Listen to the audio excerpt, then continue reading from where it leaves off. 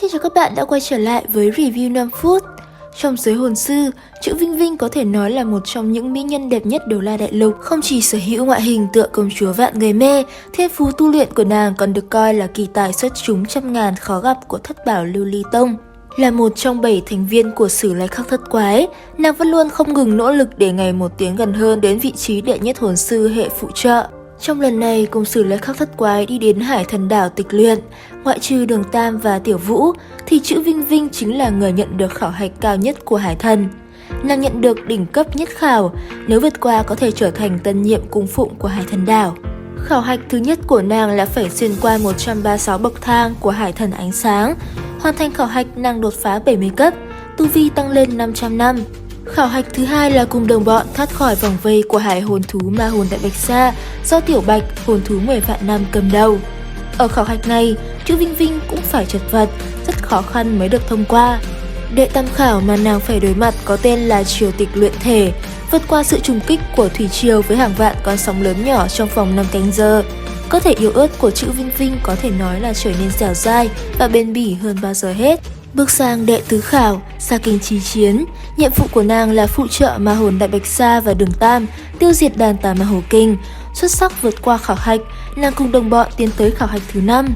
Lần này khó hơn những lần trước, và nàng phải phụ trợ từng thành viên một, khiêu chiến một vị phong hào đấu la. Tất cả đều phải hoàn thành mới tính là thông qua. Sau khi kết thúc khảo hạch, khen thưởng của nàng phải gọi là chồng chất. Khảo hạch thứ 6 của Chữ Vinh Vinh là cùng thất quái. Trừ Chữ Trúc Thanh kiên trì một nén nhang dưới sự công kích của đại tế Ti Ba Tái Tây thực lực 99 cấp. Cũng may, Đường Tam bằng vào trí thông minh và mưu mẹo đã giúp cả nhóm thông qua khảo hạch. Cuối cùng ở đề thất khảo, Chữ Vinh Vinh hoàn thành xuất sắc nhiệm vụ, tăng phúc cho Đường Tam rút ra Hải Thần Tam Xoa Kích nặng 10 vạn 8 ngàn cân. Đây là thần khí mà ngay cả Ba Tái Tây cũng phải rất chật vật mới khó khăn di chuyển được nó. Sau khi xuất sắc vượt qua đỉnh cấp thất khảo, Chữ Vinh Vinh được khen thưởng trở thành nhị tế ti của Hải Thần Đảo. Hơn thế nữa, chính là 3 cấp hồn lực và toàn bộ tu vi của hồn hoàn tăng lên 5.000 năm. Cũng rất may cho nàng, sau khi hoàn thành khảo hạch thứ 7, lúc này hồn lực của nàng đã vượt qua bình cảnh 80 cấp, được thần ban cho 2 cái hồn hoàn.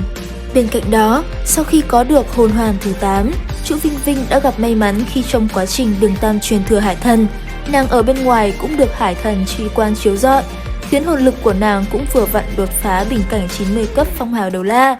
Cũng tại đây, sau khi nỗ lực đột phá cực hạn của hồn hoàn thần ban, Chữ Vinh Vinh đã lấy được hồn hoàn thứ 9 là hồn hoàn 10 vạn năm, đồng thời cũng may mắn được Cửu Thải Thần Nữ chọn làm người kế vị sau này.